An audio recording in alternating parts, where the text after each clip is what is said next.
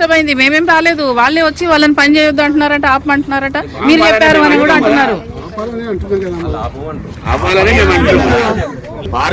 ఏం చెప్పారా నీతో వాళ్ళు? ఆ పిల్లలు అదే పని ఆపమని వాళ్ళు వస్తున్నారు. మేము ఆపద్దు అంటున్నాము, మాకు పార్క్ కావాలనేసి అంటున్నాము. వినండి సార్ చెప్పింది వినండి.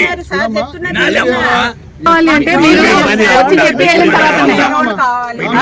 మీరు ఆ రోజు 2 days బ్యాక్ 10:30కి ఇక్కడ ఉన్నారండి గ్రౌండ్ లో.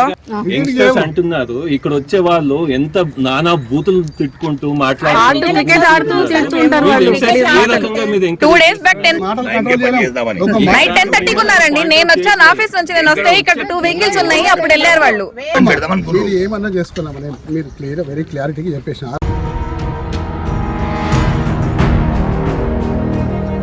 మేము ఓకే అన్నామండి, ఆ రోజు ఎక్సెప్ట్ చేసి వెళ్ళిపోయాం కదా.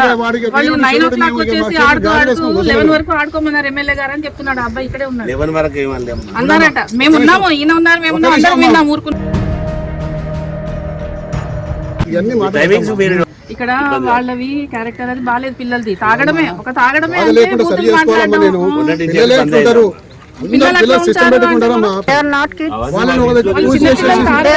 సార్. పిల్లలు అంటే చిన్న పిల్లలు కాదు కదా, వాళ్ళకి పిల్లలు ఉన్నారు. వాళ్ళు మన ఇప్పుడే కాలేజ్ లో ఉన్నారా, స్కూల్లో ఉన్నారా?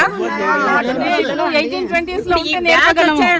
మేము కూడా పార్కే చేయించుకుంటాం. చూడండి సార్, మీరు కూడా మీకు ఏదైతే డిస్టర్బెన్స్ ఉందో అది లేకుండా వద్దు, ఉండి వద్దు, కానీ పార్క్ శాంక్షన్ అయింది, పార్కే అవ్వాలి.